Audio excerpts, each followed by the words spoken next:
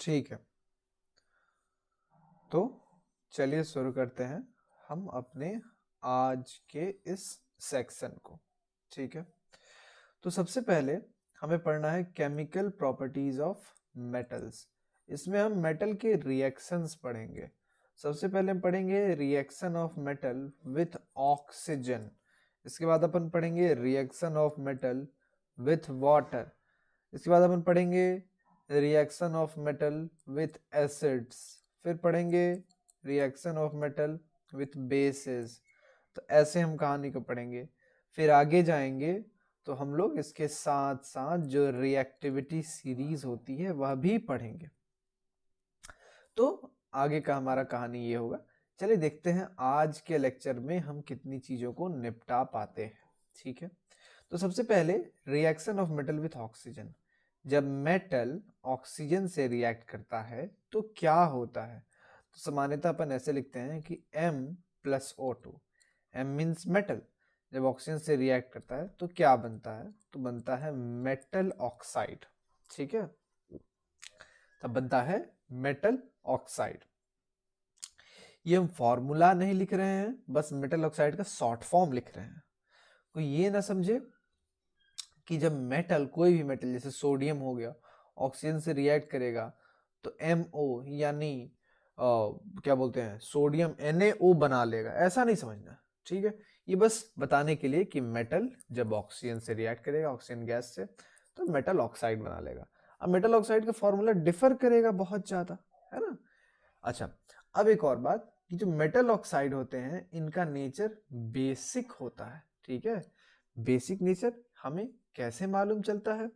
तो एक बात जान जाइए कि जो मेटल के ऑक्साइड होते हैं, ये क्लास 8th में भी बात आती है, ये रेड लिटमस को, आप जानते हैं कि लिटमस पेपर से हम लोग एसिडिटी बेसिसिटी वगैरह चेक करते हैं, ये रेड लिटमस को चेंज कर देता है ब्लू में, ब्लू लिटमस में चेंज कर देता है। ठीक है, रेड लिटमस को ये ब्लू चेंज कर देता है। तो ये कौन करता है? तो ये काम मेटल ऑक्साइड करते हैं। और मेटल ऑक्साइड ये काम करते हैं यानी इनका जो नेचर है वो बेसिक नेचर है इनका। ठीक उल्टा अगर हम लोग आगे देखें तो जो नॉन मेटल के ऑक्साइड होते हैं प्यारे बच्चों, ये एसिडिक नेचर के होते हैं। इनका नेचर जो होता है वह एसिडिक होता है ना। वो क्या करते हैं? वो ब्लू लिटमस को रेड में चेंज कर देते हैं। अब अगर कोई पुराना बच्चा है तो जानता है कि एसिड को रेड पसंद है और बेसिक को ब्लू पसंद है। ठीक है, बी बी बेसिक को ब्लू पसंद है, एसिड को रेड पसंद है ना। तो एसिड जहां भी जाता है उस जगह को रेड कर देता है। तो ब्लू लिटमस पे अगर गिरा तो उसको रेड कर देगा। बेसिक को ब्लू पसंद है तो बेसिक अगर रेड लिटमस पे गिरा तो उसको ब्लू कर देगा। ठीक है, तो ये बातें हो गई। चलिए थोड़ा और आगे देखते हैं। तो लिखता है metal react with oxygen to form metal oxides. तो मेटल ऑक्सीजन के साथ रिएक्ट करते हैं और मेटल ऑक्साइड बनाते हैं। मेटल ऑक्साइड का नेचर बेसिक होता है। ध्यान दीजिएगा, मेटल्स के नेचर के बारे में बात नहीं हो रहा है, मेटल के ऑक्साइड के नेचर के बारे में बात हो रहा है। ठीक है, फॉर एग्जाम्पल यहाँ मेटल जो है वो तो सोडियम है। हम ये नहीं कह रहे हैं कि सोडियम बेसिक है, ना ना ना, हम तो कह रहे हैं कि ये सोडियम का ऑक्साइड बना है, ये बेसिक है। ठीक है, कैसे पता चला बेसिक है? कि भाई बेसिक होता है तो it turns red litmus solution into blue. Basic का क्या काम है? कि रेड लिटमस को ब्लू लिटमस में चेंज कर दे। ठीक है, इतनी बातें क्लियर है। लिखता है the vigour of reaction with oxygen depends on the chemical reactivity of metal. Vigour यानी स्पीड यानी इंटेंसिटी। कोई भी मेटल ऑक्सीजन के साथ किस विगर के साथ, किस स्पीड के साथ रिएक्ट करेगा, वो एक ही चीज पे डिपेंड करता है कि मेटल की केमिकल रिएक्टिविटी कैसी है। यानी अभी मैंने आपसे रिएक्टिविटी सीरीज के बारे में बात करी। रिएक्टिविटी सीरीज देख के हम बताएंगे कि कौन सा मेटल ऑक्सीजन के साथ कितनी तेजी के साथ और किस इंटेंसिटी के साथ रिएक्शन करेगा। ठीक है, अब एक एक करके हर मेटल की रिएक्शन देखते हैं। हालांकि ये बहुत इजी है क्योंकि आप लोग क्लास 9th में वैलेंसी वगैरह पढ़ चुके हैं, ठीक है। तो देखते हैं, तो सबसे पहले सोडियम मेटल का देखते हैं, ठीक है। सोडियम है ना, चलिए इसको थोड़ा साइड में लिख लेते हैं, आपको ज्यादा फील होगा। यहाँ देखिए नीचे, सोडियम जब ऑक्सीजन से रिएक्ट करता है तो सोडियम का फॉर्मूला Na होता है, ऑक्सीजन O2 होता है, ऑक्सीजन गैस है। तो आप सब जानते हैं कि जो गैस होता है वो O2 के फॉर्म में होता है, ठीक है, मॉलिक्यूल होता है भाई साहब, ऑक्सीजन मॉलिक्यूल है।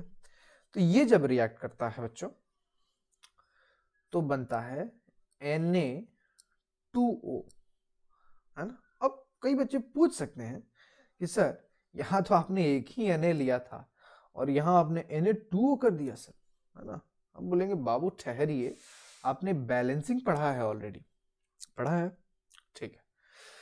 तो अब हम लोग आते हैं कि ये Na2O ही क्यों हुआ सर, ये NaO2 क्यों नहीं हुआ सर ये NaO क्यों नहीं हुआ, है ना। तो सर ये दोनों क्यों नहीं हुआ, ये ही क्यों हुआ, तो इसके पीछे जो आती है कहानी है वह वैलेंसी की है, ठीक है। वैलेंसी की कहानी कैसे है आइए समझते हैं। इसको हम लोग मिटाते हैं, ये आपको लिखना नहीं है, हम लोग का बाद में आ जाना है, ठीक है। वैलेंसी की कहानी कहाँ से आई, चलिए देखते हैं और समझते हैं। तो देखिए, सोडियम और ऑक्सीजन, इनके बीच में हमें बॉन्ड बनाना है, इनका हमको कंपाउंड बनाना है। तो सोडियम की वैलेंसी कितनी होती है, तो आप सब जानते हैं +1 होती है, ठीक है, एक लिख दें। अच्छा, ऑक्सीजन की वैलेंसी कितनी होती है, याद कीजिए -2, 2 लिख दें, ठीक है। अब क्या कर दें, क्रिस क्रॉस, सोडियम जो है ऑक्सीजन वाली वैलेंसी उठा लेगा तो Na के बाद O2 लग जाएगा, और ऑक्सीजन जो है वो सोडियम वाला उठा लेगा, तो ये हो जाएगा Na2O, ठीक है। अब हम इसकी बैलेंसिंग करेंगे। देखिए भाई, एक एक चीज को धीरे धीरे बताया जा रहा है, तो जो बच्चे थोड़े से कमजोर हैं इस पे ध्यान दे लेंगे। सबसे पहले इस साइड देखो, सॉरी, यहाँ सोडियम का संख्या 2 है, लेकिन इधर सोडियम का संख्या मात्र 1 है। तो अगर यहाँ 2 लगा दिया हमने तो क्या सोडियम वाला मैनेज हो गया, आपने कहा यस सर। फिर हमने कहा कि यार यहाँ ऑक्सीजन 1 है और जो है कि यहाँ ऑक्सीजन तो 2 है ना। अब क्या किया जाए, है ना, अब क्या किया जाए। तो 2 उपाय है कि या तो तुम इस साइड ऑक्सीजन को, लेफ्ट हैंड साइड ही ऑक्सीजन को 1 कर दो। तो कोई कहेगा सर 2 है तो 1 कैसे हो जाएगा, अरे दादा आधा लगा दो, अरे 1/2O2, 2 से 2 गया, 1 ही ना बचा। तो या तो ये कर दो, है ना, या तो ये कर दो, और नहीं तो दूसरा उपाय भी है मेरे पास, Na+O2 gives Na2। हमने सोडियम मैनेज कर लिया था, 2 लगा लिया था,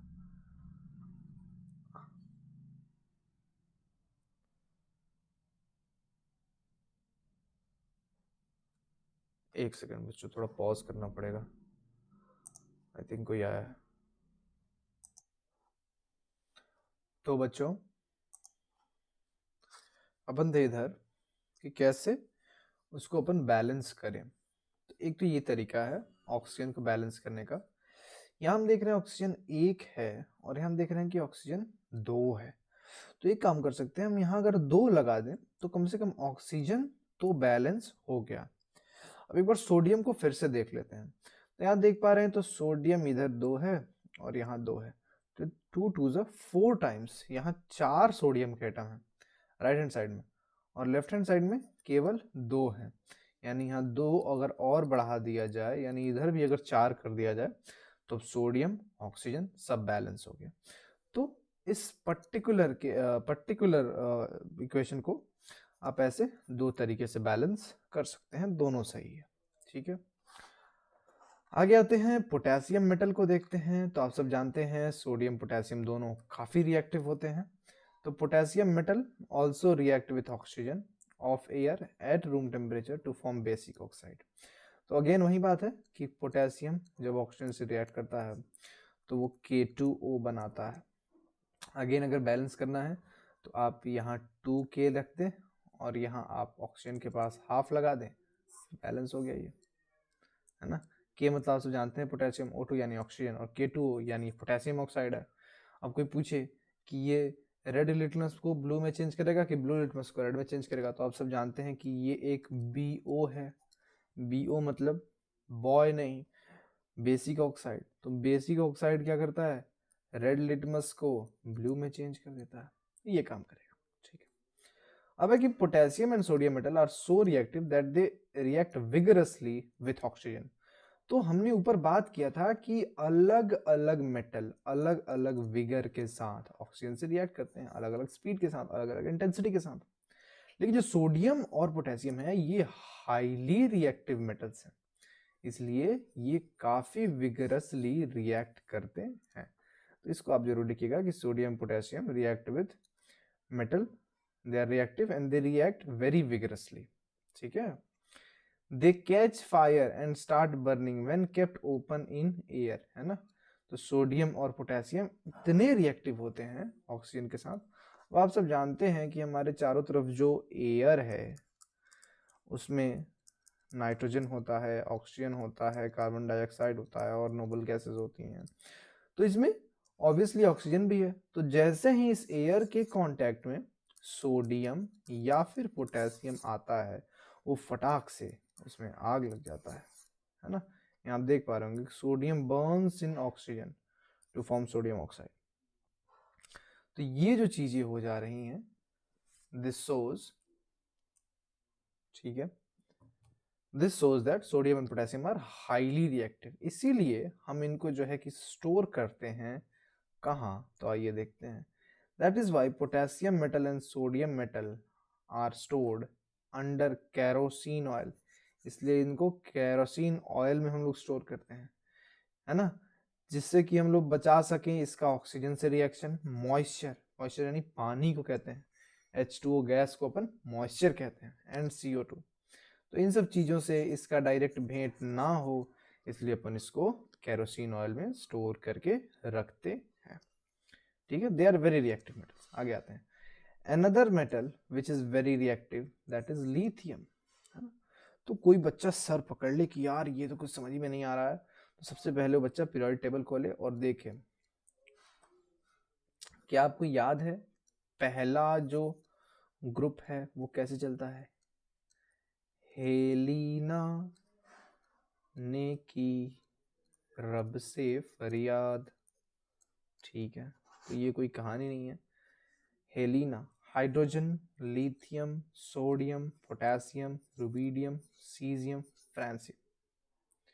जब sodium potassium highly reactive metals हैं, तो यार इसी आसपास में लिथियम भी तो आ रहा है, इसके ऊपर ही तो है, ठीक है। इस प्रकार से हम समझ सकते हैं कि सोडियम पोटेशियम जितना ही विगर, है ना, उतनी ही इंटेंसिटी के साथ लिथियम भी रिएक्ट कराता है, ठीक है। Lithium metal is also stored under kerosene oil to prevent, ठीक है। तो वही बात है कि केवल अपन पोटेशियम और सोडियम को ही नहीं करते हैं, अपन लिथियम को भी केरोसिन ऑयल के अंदर स्टोर करते हैं। चलिए आगे आते हैं। Most of the metal oxide are insoluble in water, ठीक है ना। मेटल ऑक्साइड जो ज्यादातर होते हैं वो वाटर में सॉल्युबल नहीं होते हैं, दे आर इनसॉल्युबल, वो घुलते नहीं हैं। लेकिन कुछ मेटल ऑक्साइड पानी में घुल जाते हैं और एल्कली बना लेते हैं, है ना। अब एल्कली क्या है आइए देखते हैं। जैसे कि Na2O, सोडियम ऑक्साइड अभी हमने ऊपर बनाया था, ये जब H2O के साथ रिएक्ट करता है तो NaOH बना लेता है ना। ये एक एल्कली है ना। एल्कली तो बेस समझ लीजिए एक तरीके से। आप सब जानते हैं NaOH एक बेस है, सोडियम हाइड्रोक्साइड बहुत अच्छा बेस है। बेस वह होता है जो वाटर में जाके OH माइनस आयन दे दे। तो ये NaOH जब पानी में जाएगा तो एक ये Na प्लस आयन में टूटेगा और OH माइनस आयन में टूटेगा। तो जो भी मेटल के ऑक्साइड होते हैं, इस केस में Na2O है, वो जब भी पानी से रिएक्ट करता है तो बहुत सारे तो होते हैं जो इनसॉल्युबल होते हैं, जो नहीं घुलते हैं, लेकिन कुछ घुल जाते हैं और एल्कली बना लेते हैं। तो जो एल्कली बनता है वो है NaOH, एक्वस लिखा है भाई साहब, ठीक है। अच्छा चलिए फिर अपन आते हैं K2O, K2O सॉलिड। ये जब वाटर से रिएक्ट करता है तो KOH बनता है, दिस इज पोटेशियम हाइड्रोक्साइड। इसके बाद हम आते हैं सोडियम पोटेशियम के रिएक्शन के बाद आते हैं अपन मैग्नीशियम मेटल के रिएक्शन। तो मैग्नीशियम भी रिएक्टिव है लेकिन उतना रिएक्टिव नहीं है, क्योंकि अगर आपको याद हो तो रिएक्टिविटी सीरीज ऐसे चलती है कि लिक्वा सरका नामक, है ना, तो ये नीचे आता है मैग्नीशियम। तो लिखा है does not react with oxygen eight room temperature, तो ये सामान्यतः रिएक्ट नहीं करता है, लेकिन जब इसको अपन हीट करते हैं, यानी इसका जो विगर है, इसका जो इंटेंसिटी है रिएक्ट करने का, वो थोड़ा स्लो है। मैग्नीशियम मेटल तभी रिएक्ट करता है जब अपन इसको हीट करते हैं, है ना। Metal burns in air giving intense heat and light to form basic oxide called magnesium oxide. तो मैग्नीशियम ऐसे सामान्यतः रिएक्ट नहीं करता है, ये रिएक्ट करता है बहुत ज्यादा हीट को लेने के बाद। अब कोई बच्चा कहे कि सर इसका रिएक्शन कैसे हमको मालूम चलेगा, तो आओ देखते हैं। Mg मतलब मैग्नीशियम होता है, O2 मतलब ऑक्सीजन है, इनका रिएक्शन होगा तो क्या होगा, तो हम कहेंगे ये बनेगा MgO। कोई बोला कैसे सर, आओ देख लो। MgO, है ना, मैग्नीशियम की, है ना, मैग्नीशियम की वैलेंसी 2 होती है, ऑक्सीजन की भी वैलेंसी 2 होती है। याद रखिएगा मैग्नीशियम की +2 होती है, ऑक्सीजन की -2 होती है। मैग्नीशियम ऑक्सीजन का वो 2 ले लेगा और ऑक्सीजन मैग्नीशियम का 2 ले लेगा, तो ये हो जाएगा Mg2O2, या फिर इसी को अपन MgO भी लिख सकते हैं। अरे लो, कहाँ से कहाँ चला गया, ठीक है। तो ये कहानी आप सबको मालूम होनी चाहिए, तो ये MgO बन जाना। फिर अपन इसको बैलेंस कर लेंगे, तो बैलेंस करना तो बहुत आसान है। आई होप आप लोग बैलेंसिंग सीख चुके होंगे पहले चैप्टर से, नहीं सीखे होंगे तो फिर से सीख लेंगे। सबसे पहले देखते हैं राइट हैंड साइड में मैग्नीशियम 1 है, मैग्नीशियम 1 है, कोई दिक्कत नहीं है। ऑक्सीजन 1 है, ऑक्सीजन 2 है, अरे अरे अरे, तो या तो इसी को आधा कर दें, इस .2 को आप सब जानते हैं कि अपन इधर लिखते हैं, है ना, 1/2 को, तो इसको आधा कर दो तब भी हो जाएगा, और नहीं तो ये जो किताब में दिया है वैसे कर लो तब भी हो जाएगा। आगे आते हैं। अब मैग्नीशियम ऑक्साइड जब H2O के साथ रिएक्ट करती है तो MgOH होल टॉइस बनता है। कोई बच्चा सोचे कि सर ये फॉर्मूला कैसे आया, सर यहाँ तो KOH बन जा रहा था, NOH बन जा रहा था, सर यहाँ MgOH होल टॉइस क्यों बन रहा है। आओ देखो, एक तो है मैग्नीशियम और एक तो है OH हाइड्रोक्साइड। आप सब जानते हैं मैग्नीशियम आयन होता है +2 और जो OH आयन -1 होता है, this is monovalent अनायन and this is divalent cation. Class 9 की कहानी। मैग्नीशियम इसका ले लेगा, OH इसका ले लेगा, तो मैग्नीशियम के पास कुछ नहीं रह जाएगा, लेकिन OH के पास 2 आ जाएगा, यहाँ से आ गया MgOH2, ठीक है। ऐसे ही मैग्नीशियम वाली जाति में ही अब आप सब जानते हैं कि चलता है ऐसा कुछ, बेटा, मांगे, कार, स्कूटर, ठीक है, बाप राजी। Beryllium, magnesium, calcium, strontium, barium, radium. तो मैग्नीशियम बनाता है MgO, तो कैल्शियम भी बनाएगा CaO, स्ट्रोंशियम भी बनाएगा SRO, बेरिलियम भी बनाएगा BeO। इन सबका जब H2O से रिएक्शन होगा, जैसे Mg ये बना रहा था ना, ये बना रहा है ना MgOH होल टॉइस, ये बनाएगा BeOH होल टॉइस, ये बनाएगा CaOH होल टॉइस, ये बनाएगा SROH whole twice. I hope आप समझ रहे हो चीजों को, है ना। तो पूरे फैमिली में, पूरे ग्रुप में ऊपर से लेकर नीचे तक सेम ट्रेंड ही फॉलो होगा, एक ही तरीके से सारे रिएक्शंस होते हैं सामान्यतः, है ना। इसको ताल ठोक के नहीं कहा जा सकता है, क्योंकि पीरियोडिक टेबल में बहुत सारे एक्सेप्शंस भी पढ़ने को मिलते हैं, ठीक है। मैग्नीशियम भी क्लियर हुआ हमारा, काफी समय लग रहा है हालांकि इसमें। अब आते हैं हम लोग, अब ये वाला रिएक्शन लिखा है यहाँ पे कि when we take a magnesium ribbon, ठीक है, तो ये वही कहानी है। चलो अब एल्यूमिनियम मेटल कैसे रिएक्ट करता है, लिखा है it burns in air on heating to form aluminium oxide.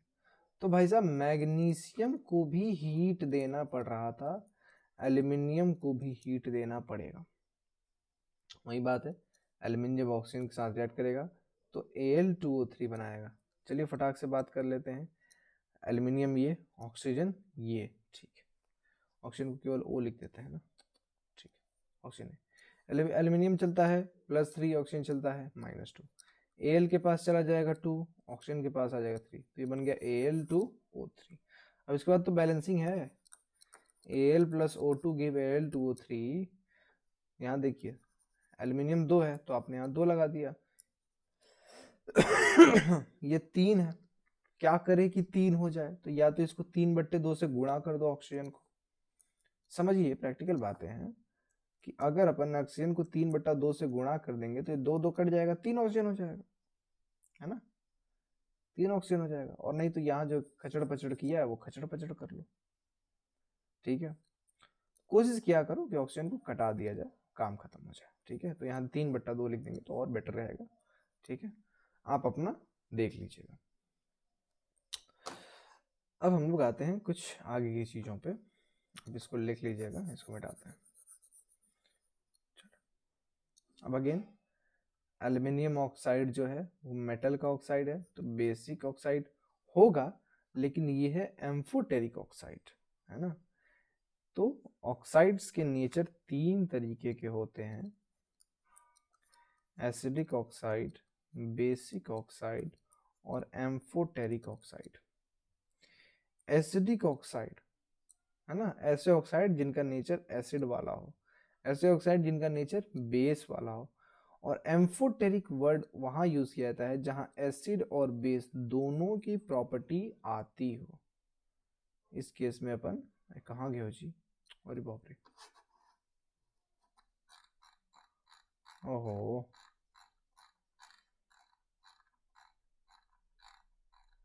है ना, इस केस में अपन एम्फोटेरिक वर्ड का यूज करते हैं। तो ये जो Al2O3 है बच्चों, यह एक एम्फोटेरिक ऑक्साइड है, ठीक है। Those metals, metal oxide which show basic as well as acidic behavior, they are known as amphoteric oxide. Aluminium oxide and zinc oxide are amphoteric in nature, ठीक है। तो एल्यूमिनियम ऑक्साइड और zinc oxide ये दोनों amphoteric ही होते हैं।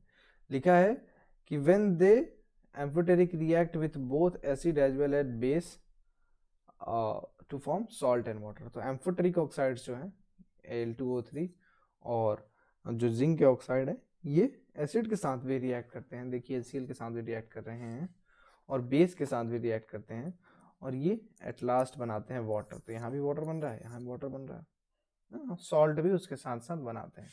यहाँ aluminium chloride बन रहा है और यहाँ सोडियम एल्यूमिनेट बन रहा है, ठीक है। चलिए अगेन जिंक की बात आ गई, तो जिंक भी जो बनाता है वो एम्फोटेरिक ऑक्साइड ही होता है, ZnO जिंक ऑक्साइड। तो इन सब चीज़ों को आप देखते रहेंगे। फिर से वही बात है कि जिंक ऑक्साइड भी HCl एसिड के साथ रिएक्ट करता है और एक सॉल्ट बनाएगा, पानी बनाएगा। फिर यही जिंक ऑक्साइड बेस के साथ रिएक्ट करता है तो एक सॉल्ट बनाएगा, एक पानी बनाएगा, ठीक है। तो इसको आप पढ़ेंगे, ठीक है। लिखता है in this reaction zinc oxide behave like an acidic oxide. तो कभी कभी जिंक ऑक्साइड जब यहाँ रिएक्ट करता है, ठीक है, तो जब यहाँ रिएक्ट कर रहा है तो ये बेसिक ऑक्साइड की तरह रिएक्ट कर रहा है, और जब ये बेस के साथ रिएक्ट कर रहा है तो ये एसिडिक ऑक्साइड के जैसा बिहेव कर रहा है। आते हैं इस पे, हम लोग आएंगे फिर से, ठीक है। आगे है कि आयरन मेटल के साथ रिएक्शन, तो ये काफी अच्छा है। अगर अभी हम लोग देखें तो ये हम लोग आई थिंक 5वें पे पहुंच चुके हैं। सबसे पहले हम लोग पढ़े थे सोडियम पोटेशियम, है ना, देखा था कि बहुत विगरसली रिएक्ट करता है। फिर अपन पढ़े थे मैग्नीशियम, है ना, जिसको हीट करने पे बर्न करता है। फिर अपन पढ़े एल्यूमिनियम, एल्यूमिनियम के साथ ही पढ़े अपन जिंक। अपन आ चुके हैं आयरन पे, ठीक है। यहाँ हमने पढ़ा था सोडियम पोटेशियम जो है ये Na, ओहो ये क्या हो गया मेरे पेन को, पेपर को, ठीक है। यहाँ बनाता है Na2O K2O, ठीक है। ये बनाता है MgO, ये बनाता है Al2O3, ये बनाता है ZnO। अब आ गए Fe पे, आयरन पे आ गए। तो आयरन देखिए भाई साहब, आयरन जब ऑक्सीजन से रिएक्ट करता है तो ये आयरन के ऑक्साइड बनाता है। अब ये आयरन के ऑक्साइड दो तरह के हो सकते हैं, आयरन 2 ऑक्साइड हो सकता है, आयरन 3 ऑक्साइड हो सकता है। ठीक है, तो ये क्या है आइए समझते हैं। जैसे इस केस में ये आयरन आप देख पा रहे होंगे, ठीक है, यहाँ देखिए दिस इज Fe3O4 है ना। ऐसे ही एक बार बनता है Fe2O3। तो ये सब आयरन के ऑक्साइड्स हैं, अलग अलग ऑक्सीडेशन स्टेट के। तो ये जो 2 और 3 लिखा हुआ है ये एक्चुअली में ऑक्सीडेशन स्टेट है, जो आपको आगे क्लासेस में 11th में पढ़नी है। लिखता है thus the reaction of iron with oxygen takes place less readily than that of zinc, so iron is less reactive है ना than zinc। तो आयरन जो है वह जिंक से कम रिएक्टिव होता है। ठीक है, एल्यूमिनियम और जिंक से कम रिएक्टिव आयरन होता है। लिखा है कि please note that though a piece of iron metal does not burn in air but iron filings burn vigorously when sprinkled in the flame of burner. तो भाई साहब, तो आयरन मेटल तो सामान्यतः रिएक्ट नहीं करता है, लेकिन आयरन फिलिंग्स को जब हम लोग गर्म करते हैं उन केसेस में ये एयर के साथ रिएक्ट कर लेता है। फिर अपन देखते हैं कॉपर मेटल के साथ है इसका रिएक्शन। ठीक है, तो कॉपर मेटल के साथ कैसे रिएक्ट करेगा, कॉपर मेटल ऑक्सीजन के साथ कैसे रिएक्ट करेगा, चलिए देखते हैं। तो लिखता है कि copper metal also does not burn in air even on strong heating. तो कॉपर मेटल इसका मतलब बहुत गर्म करने के बाद भी एयर से रिएक्ट नहीं कर रहा है। इट मींस कि रिएक्टिविटी सीरीज में कॉपर बहुत नीचे आता है। Copper react with oxygen of air on prolonged heating to form a black substance called copper oxide। तो जब कॉपर को काफी समय तक हीट करते रहते हैं, जब बहुत हीट देते हैं, तब जाके वो कॉपर ऑक्साइड बनाता है। ठीक है, तो आयरन के बाद आ गया हमारा लास्ट में आ गया कॉपर। तो ये सारे रिएक्शन हमने अभी अभी देखे रिएक्शन विथ ऑक्सीजन में, है ना। तो ये चीजें इजी थी, आप सबको थोड़ा इसका प्रैक्टिस करना होगा, है ना, फिर ये आपके जहन में उतर जाएंगे। आई होप आपको समझ में आया हो। ठीक है, जल्दी हम लोग एक ऑफलाइन क्लास में भी मिलेंगे। आज का तो अच्छे खासे समय के लिए हमारा क्लास हो गया। चलिए बच्चों, बाय बाय।